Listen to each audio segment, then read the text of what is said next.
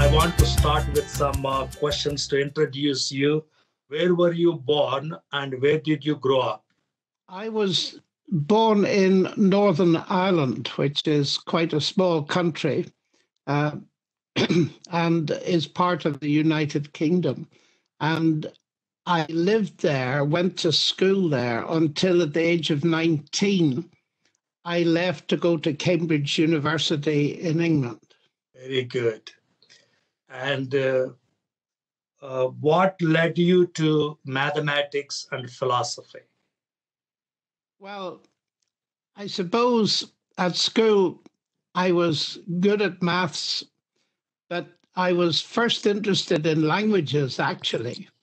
I wanted to study Latin and Greek at university. And then I got interested in modern languages because I learned to speak French quite well at school and then German. And eventually my headmaster came to me and he said, look, you might get into Cambridge, but only if you do mathematics. So I got the entrance exams and I got into Cambridge.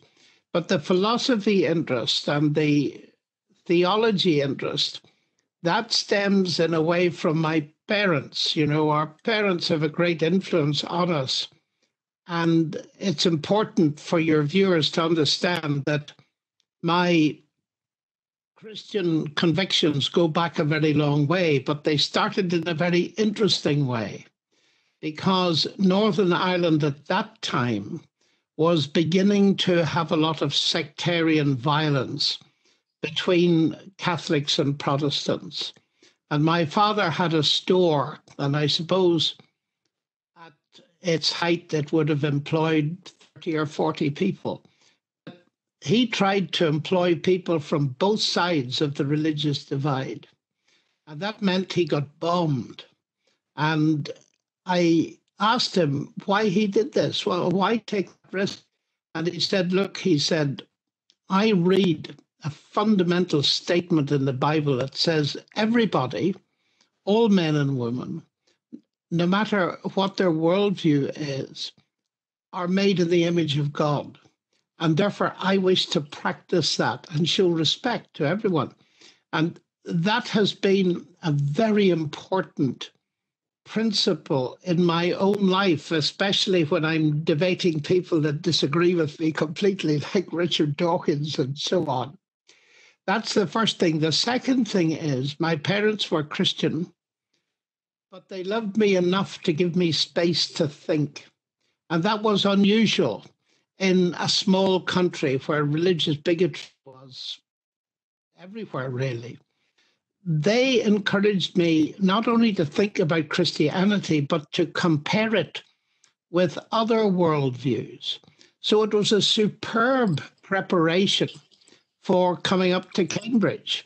And that interest in the big questions of life started in my teenage because I was going to do mathematics. I was interested in languages and literature. And of course, if you're a mathematician, you ought to ask the question, why does mathematics work? Where does it fit into science? And where does science fit into the big picture? Is science the only way to truth, for example? And so before I came to university, I'd read a lot of books that were actually way beyond my age, and was ready to jump in every discussion that was possible when I got to Cambridge. So it started very early, and I did take some philosophy of science courses at Cambridge.